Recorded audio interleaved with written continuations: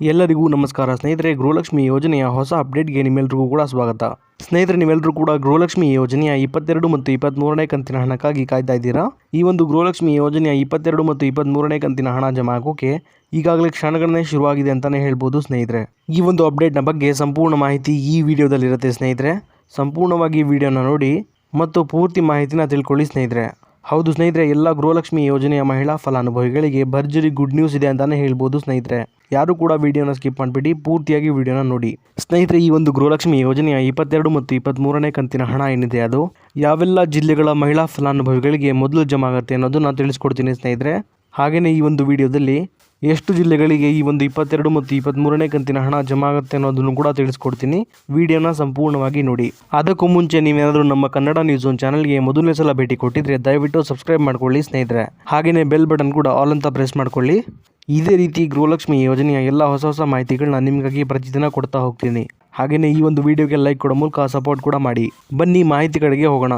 ಇಲ್ಲಿ ಗೃಹಲಕ್ಷ್ಮಿ ಯೋಜನೆಯ 22 ಮತ್ತು 23ನೇ ಕಂತಿನ ಹಣ ಏನಿದೆ ಅದು ಯಾವಾಗ ಜಮಾ ಆಗುತ್ತೆ ಅನ್ನೋದನ್ನ ನೋಡೋದಾದ್ರೆ ಸ್ನೇಹಿತರೆ, ಈಗಾಗಲೇ 22 ಮತ್ತು 23ನೇ ಕಂತಿನ ಗೃಹಲಕ್ಷ್ಮಿ ಯೋಜನೆಯ ಹಣ ಏನಿದೆ ಅದು ಮಹಿಳಾ ಮತ್ತು ಮಕ್ಕಳ ಕಲ್ಯಾಣ ಇಲಾಖೆಯಿಂದ ಟ್ರೆಷರಿಗೆ ಹೋಗಿರುವಂಥದ್ದು ಸ್ನೇಹಿತರೆ. ಈ ಒಂದು ಹಣ ಏನಿದೆ ಅದು ಇದೇ ಸೆಪ್ಟೆಂಬರ್ ತಿಂಗಳಿಂದ ಅಂದರೆ ನಾಳೆ ಸಂಜೆಯಿಂದ ಎಲ್ಲ ಫಲಾನುಭವಿಗಳ ಖಾತೆಗಳಿಗೆ ಜಮಾ ಆಗುತ್ತೆ ಅನ್ನುವಂಥ ಒಂದು ಗುಡ್ ನ್ಯೂಸ್ ಸಿಕ್ಕಿದೆ ಸ್ನೇಹಿತರೆ. ಈ ಒಂದು 22 ಮತ್ತು 23ನೇ ಕಂತಿನ ಹಣ ಏನಿದೆ ಅದು ಮೇ ಮತ್ತು ಜೂನ್ ತಿಂಗಳ ಹಣ ಆಗಿದೆ ಸ್ನೇಹಿತರೆ.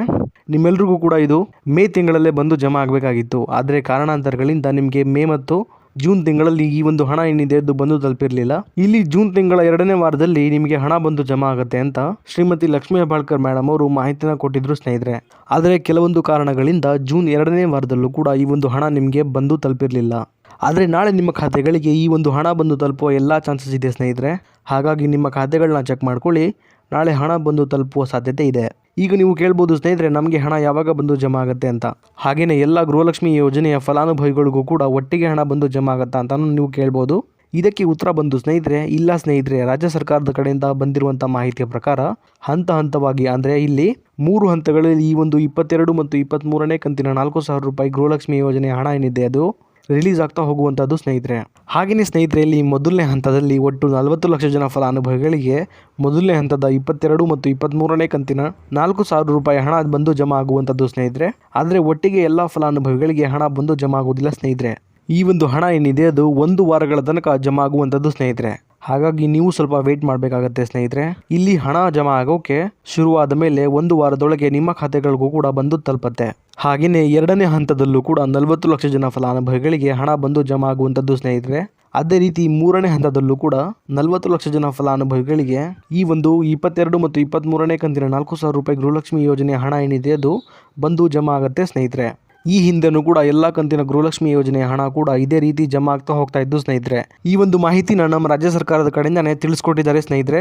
ಅದೇ ರೀತಿ ಸ್ನೇಹಿತರೆ, ಯಾವೆಲ್ಲ ಜಿಲ್ಲೆಗಳಿಗೆ 22 ಮತ್ತು 23ನೇ ಕಂತಿನ ಹಣ ಜಮಾ ಆಗುತ್ತೆ ಅನ್ನೋದನ್ನ ಈಗ ನೋಡ್ತಾ ಹೋಗೋಣ ಬನ್ನಿ ಸ್ನೇಹಿತರೆ. ಈ ಒಂದು ಗೃಹಲಕ್ಷ್ಮಿ ಯೋಜನೆಯ 22 ಮತ್ತು 23ನೇ ಕಂತಿನ 4,000 ರೂಪಾಯಿ ಹಣ ಏನಿದೆ ಅದು ಒಟ್ಟಾರೆಯಾಗಿ 18 ಜಿಲ್ಲೆಗಳಿಗೆ ಮೊದಲು ಜಮಾ ಆಗಲಿದೆ ಸ್ನೇಹಿತರೆ. ಈ 18 ಜಿಲ್ಲೆಗಳ ಹೆಸರನ್ನ ಈಗ ನೋಡ್ತಾ ಹೋಗೋಣ ಬನ್ನಿ. ಬೆಳಗಾವಿ, ರಾಯಚೂರು, ಕಲಬುರಗಿ, ಬೆಂಗಳೂರು ಗ್ರಾಮಾಂತರ, ಬೆಂಗಳೂರು ನಗರ, ದಕ್ಷಿಣ ಕನ್ನಡ, ಉತ್ತರ ಕನ್ನಡ, ಶಿವಮೊಗ್ಗ, ಹಾವೇರಿ, ಹುಬ್ಬಳ್ಳಿ, ಮಂಡ್ಯ, ಮೈಸೂರು, ಧಾರವಾಡ, ಬೀದರ್, ಬಾಗಲಕೋಟೆ, ಕಲಬುರಗಿ, ಚಿಕ್ಕಬಳ್ಳಾಪುರ, ಇದಾದ್ಮೇಲೆ ಹಾಸನ. ಸ್ನೇಹಿತರೆ, ಒಟ್ಟಾರೆಯಾಗಿ ಸುಮಾರು 18 ಜಿಲ್ಲೆಗಳ ಮಹಿಳಾ ಫಲಾನುಭವಿಗಳಿಗೆ ಈ ಒಂದು ಗೃಹಲಕ್ಷ್ಮಿ ಯೋಜನೆಯ 22 ಮತ್ತು 23ನೇ ಕಂತಿನ 4,000 ರೂಪಾಯಿ ಹಣ ಏನಿದೆ ಅದು ಮೊದಲನೇ ಹಂತದಲ್ಲಿ ಜಮಾ ಆಗ್ತಾ ಹೋಗುವಂಥದ್ದು ಸ್ನೇಹಿತರೆ. ಇನ್ನು ಉಳಿದಂತಹ ಜಿಲ್ಲೆಗಳ ಫಲಾನುಭವಿಗಳಿಗೆ ಈಗ ನಾನು ತಿಳಿಸ್ಕೊಟ್ಟಂತಹ 18 ಜಿಲ್ಲೆಗಳ ಫಲಾನುಭವಿಗಳಿಗೆ ಸಂಪೂರ್ಣವಾಗಿ 22 ಮತ್ತು 23ನೇ ಕಂತಿನ ಹಣ ಜಮಾ ಆಗೋದು ಮುಗಿದ್ಮೇಲೆ ಇನ್ನು ಬಾಕಿ ಇರುವಂತಹ ಎಲ್ಲ ಜಿಲ್ಲೆಗಳ ಫಲಾನುಭವಿಗಳಿಗೆ 22 ಮತ್ತು 23ನೇ ಕಂತಿನ ಹಣ ಜಮಾ ಆಗೋಕೆ ಶುರುವಾಗುತ್ತೆ ಸ್ನೇಹಿತರೆ. ಇದಿಷ್ಟು ಕೂಡ ಇವತ್ತಿನ ಮಾಹಿತಿಯಾಗಿತ್ತು ಸ್ನೇಹಿತರೆ, ನಿಮಗೆ ತಿಳಿಸ್ಕೊಟ್ಟಿದ್ದೀನಿ.